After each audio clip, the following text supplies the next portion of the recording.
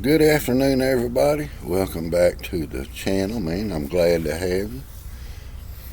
Welcome back to another episode. Old Blue Line story, more or less.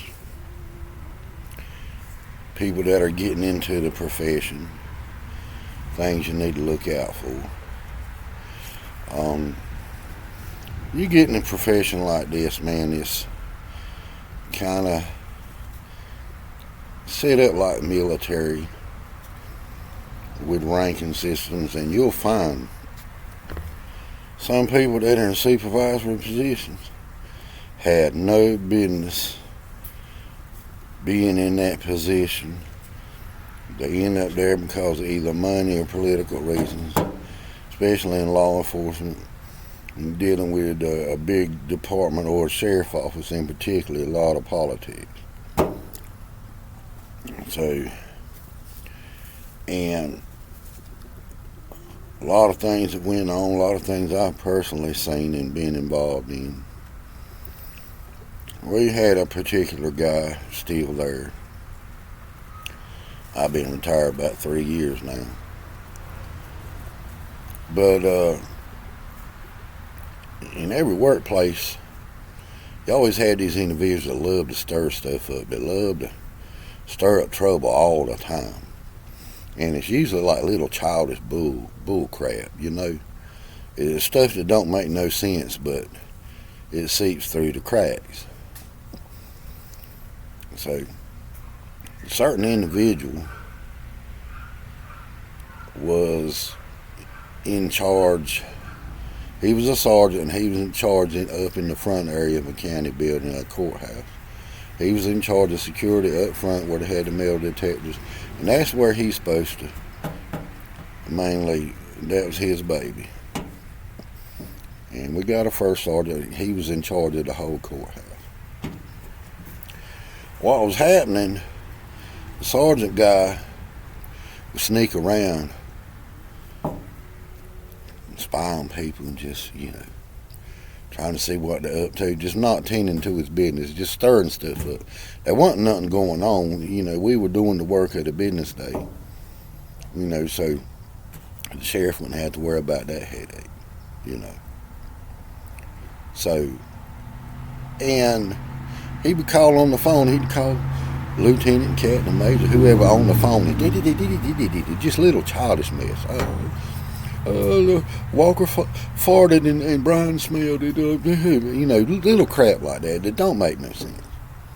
But it happens every workplace. I know particular occasion. In saying that, when you look at the policy and the standards, that's violating the chain of command. Nobody but the first sergeant in charge of the division or whatever is supposed to call above the chain. That's a violation of the chain of command. Clear violation. There were two of them that didn't have no rank at all that were calling, aggravating, stirring up trouble all the time. And a lot of us other guys, we're like, how this stuff, because we're grown men, like, how this stuff come, who's stirring this crap up? What's going on? You getting rubbed across the coals and you don't even know what in the hell what's going on, and find out that's what it was.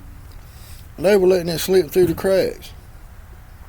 I remember running Superior Court, and what I'm talking about, people abusing their position, that's what I'm getting at. And it could be anybody if they're abusing it. I was running Superior Court, and I remember, I think it was Judge Floyd, and Miss Leanna was sitting to the right of him. I think she was the court clerk. And we were working with a jury trial, and they were presenting the evidence, and the judge was letting attorneys know what he's going to allow, what he's not going to allow, that sort of thing. And right before final arguments in there. So where I'm sitting at, to my left, there's a glass door and glass windows and all that stuff. And it's the hallway, the back hallway that the judge took, where the judge chambers is, and a holding cell and all that stuff. So, and the judge, he wears his glasses down on his nose like that. So I saw a movement happen to look to the door, and the judge looked at the same time we see. Judge looked at him and said, "What in the hell is that?" I said, "That's Superman from up front up there." I said, "I don't know why he's down here. I don't know what he's up to." I said, "He's probably stirring up trouble." But later on, I found out he was wondering when my court was going to be over, so he can make me go work the front so he can run around and stir up crap. But the judge said, "Well, he's in for a rude awakening because we're going to be here till 5 o'clock. I said, "Okay." And that's all it was, you know. But then there's one particular occasion that we were all sitting in the office. We got there that morning. And we had a guy, man, damn good guy, damn good at what he does. He goes in there, you know, he's in charge of all the inmates and assigning them to the courtrooms, and he's got the paperwork. And we're getting our paperwork and our assignments to the courtroom that we're going to. And same old Sarge comes in there, and I don't want to get ahead of myself,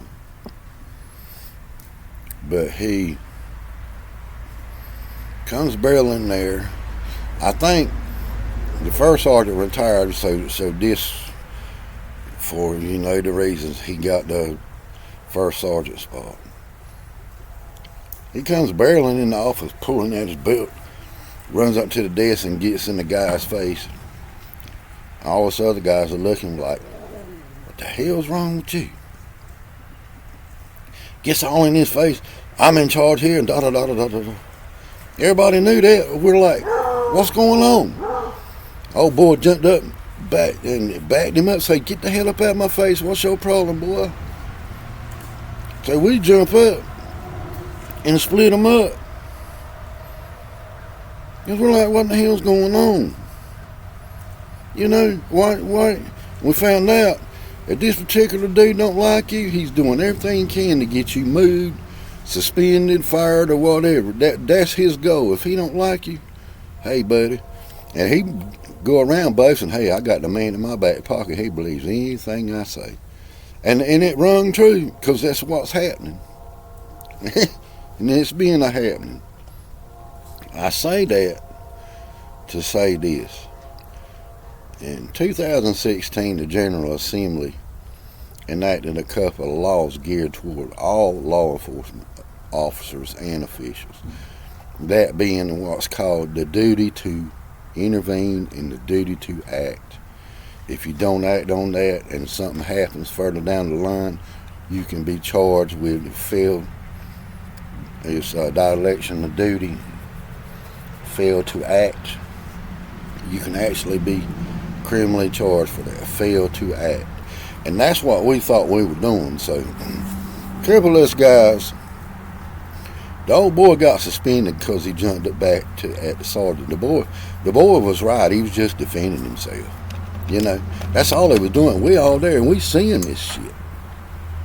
You know, I should have had my damn body camera on. I wish I did, but I reached up, I didn't have it on. The boy got suspended for a day or so. Bullshit. The boy was in the right. So me and a couple of other guys went and filed complaints. There was actually a turnoff affairs investigation done on it, cuz they found wrongdoing. What did they do? They kept him right there. They didn't do a damn thing to him. What's the use in having the duty to intervene then? That's what we thought we were doing, because it was wrong. If he'll do it to him, he'll do it to any one of us. If he done it to me, I was going to get charged, because I'll choke slam his ass. That's the way I feel about it. That's why I carry the body camera on. I mean, that's just me. He never would mess with me. I don't know why. I mean, I didn't try to act insubordinate. I did anything to do, told me to do. I mean, because That's the deal, but what he done was wrong. You know, I mean, it's wrong. You got a lot of good people out there, good workers getting shafted by little weasels, more so in the workplace than anything I've ever seen in my life. And I've seen this, you know, in other departments as well. I mean, it's all departments. I've seen this darn crap. So, and one particular occasion, I think this same dude here, there were threats on the building, the courthouse or whatever, because it had a statue in front of it, something about old Civil War statue, and this is back when people were having a fit about statues. But anyway, there were threats made to damage the courthouse and the county buildings and stuff. So we were all up there one day, kind of guarding, you know, we had the SWAT team out there and had people surrounding the building. We were doing our thing. I get there, I go up front, and get my assignment, you know, and there he is. He's got 2 magazines about that long with Full Metal Jackets in it, and he's got the tack vest on, and I'm like, this dude is not a member of the tack team. He's not on the SWAT team. He's not on the rifle team. He's got more crap than the SWAT team does. What? You know what I'm saying? I just turned my head and went back because you got to be certified and all that stuff. I mean, look sharp now, but it don't matter. Then another deal that I seen is this girl that worked with the DA's office or something or another. She had a bad habit. She'd go out in the hallway and she'd be on that cell phone, yeah, just talking loud. So one particular occasion, a deputy friend of mine, he was the bailiff in that court that day, and we had an out-of-town judge, good judge, man, good guy. She was being loud and boisterous, and we were having in the middle of a jury trial. So how about going out there and telling her, shut up, all that noise? So he goes out there, and the deputy, you know, he's loud the way he talks because he was in the military and was in tanks and stuff. So, you know, he didn't mean nothing by it, but he just talked loud. He said, hey, man, calm down, quit talking so loud. The judge say, you know, we're having a trial. Well, what does she do? She gets vindictive, gets mad, and calls the sheriff's office complaining, oh, he was talking so rude to me, and I'm feared for my life. Well, what happened? They ended up moving him from the spot and put him in another position based on her bull crap. Okay? And what I'm talking about, even with the SARS guy and this lady, you're making yourself a victim of the shit that you started, okay? So anyway, I told the judge about it. I said, you know, she got your buddy moved. What? I said, yes, sir. He said, thanks for telling me. So there happened to be an occasion that I was running his court. This is another Superior Court trial, jury trial. And we were just before doing deliberation. What did I hear? Da. Judge said, tell her to go out there and shut her damn mouth. I said, yes, Your Honor. And I said, she's the one that got old boy in trouble. Ah, so the back of the courtroom, there's glass doors and glass so you can see in the hallway. So she's walking by on that phone and she's looking in the courtroom, and the judge sees her. She's looking at the judge says, just like that. She opens the door. She's kind of reluctant. He said, come up here. She walks up there in front of him. He said, how you doing today? Oh, I'm okay. He said, I heard that my buddy, you got him transferred because you complained on him based on my authority to tell him to go out there to tell you to hush. And I was just before telling this bailiff to tell you to go out there and hush. Said, I heard about it. He said, let me tell you something. If I hear your mouth one more time while I'm at this courthouse conducting court business and you're disturbing my court, I'm going to find you in contempt. Do you understand? Yes, sir. He said, furthermore, when you leave out that office, I don't care if you're with the DA's office. I don't care. When you leave out that door, make sure you go around the other side, because if I see you again today and hear your mouth, you going to jail. So I'm sitting there like that, you know. But see, that's the thing. People think because of who they are, they can do what they want to. That judge put her in her place, but there's no sense in making all that noise when you know you got a jury trial going on. There shouldn't be nobody in that hallway, that one courtroom, and that's it. There should be nobody there. Jurors already been picked, nothing. There's no sense of going around, and that's somebody that's abusing her authority by thinking because I work with the DA's office, you know. You got people like that goes on in the workplace, man. And another time that I see this stuff going on was that when the city I worked for, small town, me and my partner, we were kind of staking out. There was a mobile home sales lot there, and it was getting broke into at night, and they were stealing appliances and mess and stuff out of the new mobile homes. So I'm parked across the street behind a doctor's office with my lights off. I see this truck pull up with no lights on and ease in there. I said, About 10 or 15 minutes later, he eases out and the whole back of it's loaded down. A bathtub, carpet, sinks, all kind. He had pretty much ripped that new mobile home apart. So here we go. 1043, which means Chase. We're going down 211 toward what we call Old Lowry Road.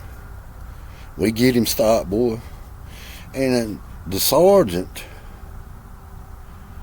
was off that night, or whoever was in charge of patrol at that time. I'm the acting supervisor that night.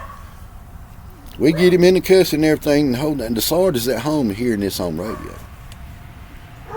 Here comes a car with the blue light, boy. Spins around, does a damn donut in the middle of the road. Boy, he comes jumping out. Drunk as a damn fiddle. Pissed me off. I said, what are you doing, you idiot? I'm gonna lock this son of a bitch. I'm tired of these son of a bitches breaking in. I said, we got it. I will handle it. I tell the chief, the captain, everybody, I said, look, this is what went on. He could have killed some damn body. What you gonna do about it? I got a duty to intervene. I got a duty to act. You won't let me damn charge his ass. What's up?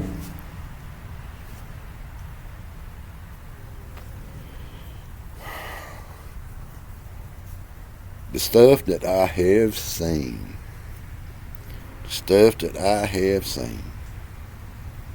You know, and if I'd have rocked and socked him.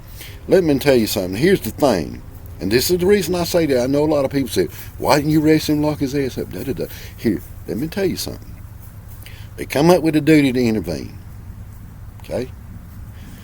If the person you move in on and intervene on has rank over you, especially in the sheriff's office, number one, you're going to get wrote up, reprimanded. You're going to get suspended, you're going to get moved, or you're going to get fired. What's the use of having a duty to intervene? When you act on that, you're damned if you do, and damned if you don't. What's the use in even, because I tried that twice already, and it didn't work. I should have locked his ass up and just dealt with it, because I knew that was going to happen. Same thing will happen to you if you try to intervene on something. You see something morally and ethically wrong, somebody's getting their constitutional rights violated, or officers trying to be more abusive, and they have rank on you, and you move in and hold them, hey, it'd be easy, doctor. You do that, and he's got rank on you, it's going to be your ass. I'm telling you, so you'll know to start with, okay? Because they sent us to this class, an hour-long class, tell us how to do that, and that's our duty. If you don't, you're going to be charged with some things you're going to run into, man. And it's so, it'll make you mad, man. It's so frustrating. It is so very frustrating. People hold these positions, and they abuse that darn power. You know, they eventually suspended him for a few days or whatever, but they should have let him charge his ass. Like I say, that duty to intervene, boy. Politics involved, if rank's involved, If he's got rank on you and you intervene, you in trouble, boy. Even though you did the right thing, you in trouble. What's the use of having internal affairs? See what I'm saying? I'm telling you this because I witnessed this. This when I was involved in it. I know what's going on. I know, and I'm telling y'all so y'all know. Get out there, do your job, be a lone wolf, watch yourself, and learn that constitutional law front and back, and study that and learn that, and take hold of that. You know, things you can do, you can go out there, you can violate people's rights. You gotta watch it. You know, you gotta watch it. Learn, be good with how you treat people. Start a network, get out there and learn your people, kind of like a community relations, learn your people. But the reason I'm making this video, because if you're an agency and you want to be transparent with the public, you need to be transparent on the inside too, because if you look at it, even if you're not an officer and you watch the news, if you pay attention to a lot of it, you'll see that it's a lot of these individuals that hold the lieutenant, captain, they hold these ranks. These are the ones that are putting a cloud over an agency because they get in trouble doing serious junk. Stuff they shouldn't be doing. They're the ones that get in trouble. And after years, you know, of sweeping crap under the rug, and I'm not knocking whoever, you know, my sheriff, I support him. I support my current sheriff. He's a good guy. I support the chief. The reason I'm saying this, because a lot of times when stuff hits the fan, the chief or the sheriffs or whoever it might be don't even know that this stuff's going on. It's being swept under the rug by the command staff. Like my buddy, you know, that got shafted. By the time it got around, the sheriff didn't even know when this happened. And ever since then, he's like, anything that happens, I want to know, and I mean it. Don't sweep nothing past me. I want to have the final word on it. And that's the way it should be. But a lot of times this stuff gets swept under the rug. Oh, Sheriff, we know you busy with you. Or Chief, we know you busy with you. You need to let the man know. That's where all this problem with morale come in. The morale has went down because you're letting certain individuals have their way with things and hoodooing people. And that'll open you up to a lot of lawsuits and liabilities and things like that. But that duty to act and intervene ain't worth the paper it's written on. All it's made to do is have an officer charged for fail to act. That's crazy. Crazy, ain't it? That's why you're having a lot of vacancies in that line of work now. People don't want to get in. Being mistreated on the street and done wrong on the inside, they'd rather go work construction or work at a grocery store or something other like that. So, but I'm just telling y'all, when y'all get into it, watch your back, keep it clean, get out there and do your job clean, watch how you treat people, watch how you approach people, learn that Constitution, okay? and be easy with your attitude. I know, saying I've been guilty of it, going out there mistreating folks from here and there, man. So I mean, I ain't no perfect angel. A lot of stuff back in the day, things have changed, but now everything just is so transparent, man. If it's gonna be transparent on the outside, on the inside, it needs to be transparent too. There needs to be some fairness. A lot of guys don't have no representation when they're being done wrong. It's like they believe everything the person says, man. It ain't always right,